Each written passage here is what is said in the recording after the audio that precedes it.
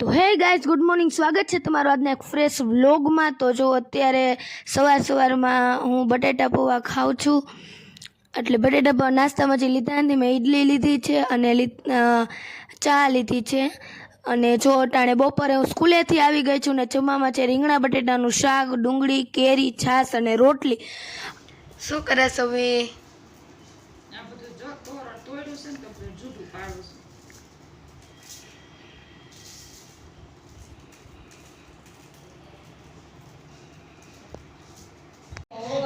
તો જો મારા મમ્મીએ બધી તોરણનું છૂટું પાડ્યું છે. જો આ રેડ મોતી, ગ્રીન,